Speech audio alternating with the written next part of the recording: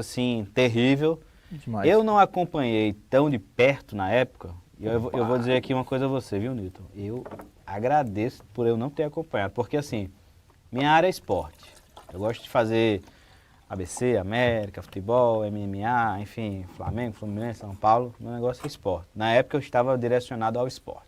E via meus colegas de redação que estavam fazendo as matérias, eram plantões extenuantes o dia inteiro, e ficava lá no sol com um guarda-solzinho lá, chegava comida para eles lá ficarem o dia inteiro.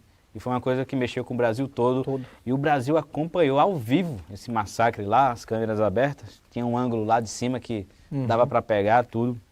A gente pode botar um trechinho aqui também, né, desse massacre de Alcaçuz. Infelizmente, várias vidas foram perdidas ali, né? Várias pessoas não tiveram a oportunidade que você teve de se recuperar. E como é que era? Você estava lá nesse momento? Tava. Como é que você fez para ficar vivo? Então, é uma parte, em 10 anos que eu estive preso, foram os 14 dias piores da minha vida, né? Porque essa rebelião, ela durou 14 dias. Né? Era a briga de facções lá, pelo domínio da... Porque quem comandava não era o Estado, era a facção. Era a facção. E no dia 1º de janeiro de 2017, aconteceu um massacre em Manaus, né? E lá morreu 59 integrantes do PCC. Dias depois, 6 dias depois, foi em Roraima. Uma retaliação do PCC matou mais 30 de uma facção de lá. E todos que viviam dentro do cárcere sabiam.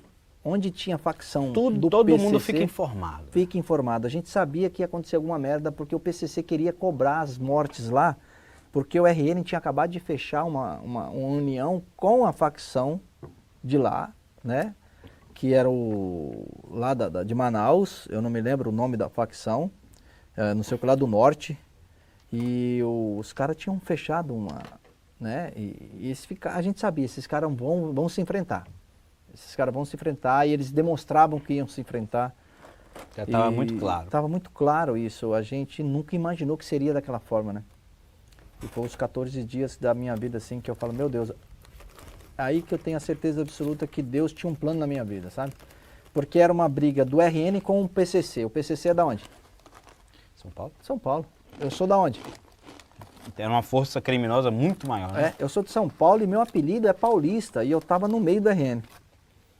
Então, a todo momento, nesses 14 dias, eu trabalhava no almoxarifado, eu tinha que entrar para dentro do almoxarifado, que fica dentro da direção, mas eu voltava para minha cela. Você já estava tentando uma ressocialização? Eu já estava ressocializado, né? Em 2017 eu já tinha computador dentro do ganho dado pelo juiz para tirar os meus manuscritos. Bom comportamento, né? Eu já saía do presídio do fechado para palestrado na rua, né? A primeira palestra que eu dei foi em 2015 na UFRN, já preso ainda do sistema fechado. Então já vinha sendo exemplo, eu já tinha 6 livros escritos, mas cara, ali dentro de uma rebelião ninguém quer saber se você é escritor, se é palestrante, foda-se, né? Eram quase 1.600 homens, desses 1.600 homens eu conhecia 200, e aqueles outros milhares, centenas lá que estavam tudo muito com faca na mão, e era de sangue. todo tipo de armamento, era uma guerra. Era uma guerra. Passava do meu lado com 12, passava do meu lado com 38, com pistola, com faca. E de vez em quando os caras falavam, esse Paulista, vamos pegar? E alguém do lado falava, tá ficando louco? Paulista não tem nada a ver com a guerra. Só que esses caras que falavam para não me pegar, eu não conhecia. E eu só comecei a entender isso, que foi Deus que usava, né? Porque era só falar, pega. Acabou. Acabou. Não tá nem aqui. O pescoço velho já tinha para lá. E você, como é que era assim, durante um momento desse, de extrema tensão, de conflito, você procurava fazer o quê? Não, vou ficar aqui escondido, vou para ali, vou para cá, vou Então, no dia que estourou de verdade, foi algo assim assustador. O dia que estourou, buf! Um nos telhados, outro corria. A gente se armou, né? A minha arma era um pedaço de pau. Eu relato. O primeiro capítulo do meu livro é justamente o Massacre Sangrento de Alcaçuz. É o primeiro capítulo. Eu trouxe até a fotinha, uma foto aqui, ó. Não sei se dá para pegar. Será que dá para pegar? A gente dá uma ampliação, uma ampliada. É o primeiro que já abre logo no livro, no tenso. Porque o que acontece? Eu passei 14 dias escrevendo, eu não tinha um computador. A guerra está acontecendo lá fora Eu trabalhando no almoxarifado, porque eles destruíram a cozinha toda, mas ainda sobrou a comida que era dos agentes penitenciários, eu que distribuía a comida. E eu estava com o meu computador, enquanto eu não distribuía a comida, eu estava colocando tudo que eu estava passando ali naquele momento. Então esse capítulo é muito forte, por isso que o livro é bomba, o livro é muito bom, porque o livro começa dessa forma, né? E, pô, foi tenso. E a todo momento eu falava, meu, eu vou morrer aqui. Porque eu tinha que trabalhar, mas eu tinha que voltar para a cela. E quando eu voltava para a cela, ali virou não tinha mais controle, não tinha mais nada. O Estado perdeu o total controle. Foram quantos mortos? Foram mais de 50, né? Até hoje eles falam 26. E era coisa assim de cabeça decepada, de cortar órgão genital, de fazer 26, churrasco, os né? 26, os 26. Um pedaço de corpo. Exatamente. Os 26, eu não posso falar que eu vi, porque foram dentro de um pavilhão onde eu não estava. Nessa época eu trabalhava e morava no seguro. Só que não contaram 26 naquele dia? Na quinta-feira, né? Isso aconteceu no sábado. Na quinta-feira foi as imagens ao vivo para o mundo todo, eles se degladiando. CNN, todo mundo que foi inteiro. quando todo mundo pegou aquela guerra ao vivo. Meu, só ali mataram 10, que a gente contou.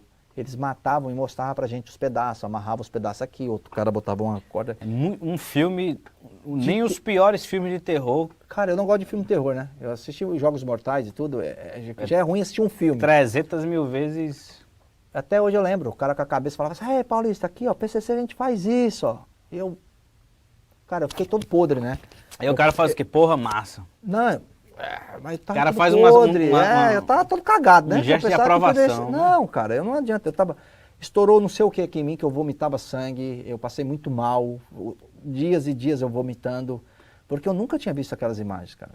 Os caras cortar na sua frente, assim, tipo eu aqui, o cara mais ou menos na porta de 10 metros, você vendo um cara ser cortado, os caras botar coisa no espeto lá e comer. Eu falei, pelo amor de Deus, porque até hoje existe... E nessa época o celular, a rede social já estava bem? Já estava bem. As pessoas viam aqui, ó, o vídeo aqui, ó, churrasquinho de... Então, agora só que tem um porém. Existiu isso sim, mas foi pouco. Só que ficou muito porque quando eles invadiram a cozinha, tinham quase 3 toneladas de carne. Então eles fizeram churrasco durante 14 dias. E aqueles churrascos que eles estavam fazendo não era carne humana, sabe? Era carne do que eles tiraram da geladeira, do freezer. Ainda bem. Entendeu? Ainda bem não, menos... Menos mal, porque todas aquelas imagens que passam ali não é carne humana, gente. Aquilo dali é carne do que eles estavam comendo da geladeira da cozinha. Eu pensava que era carne Não, humana. mas porque tem um vídeo ao vivo que o cara abre mesmo, cara, e tira aqui o coração e morde, pô. Tem esse vídeo, eu não pelo amor de Deus, cara. Você Então, passou o pior do ser humano, você viu. O mais tenebroso, o mais... O que me deixava... Eu falava, porque à noite, quando a cadeia parava, tudo escuro, eles trocavam um tiro, você via as labaredas, né, de fogo, um do lado, outro do outro. Né? As rajadas. Os presos, cara, como é que pode? E aí foram momentos assim que você conseguiu se manter ali, conseguiu sair um pouco do foco da... Eu tive a sorte de poder escrever. Toda a minha tensão, toda a minha dor, todo o meu medo... Mas lá com um pedaço de pauzão lá, não? Nos 2 primeiros dias, um pedaço de pau. O pau era mais pesado do que eu, porque foi uma cena, tipo, muito assustadora. Até quem lê o livro, todo mundo que lê o livro, nessa parte fala que se emociona, que chora. Porque era uma invasão ao nosso setor, mas não era uma invasão.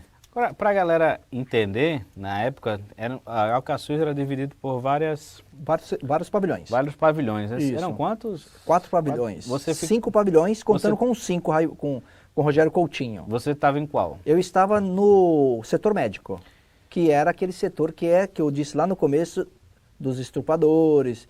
E quem estava dominando?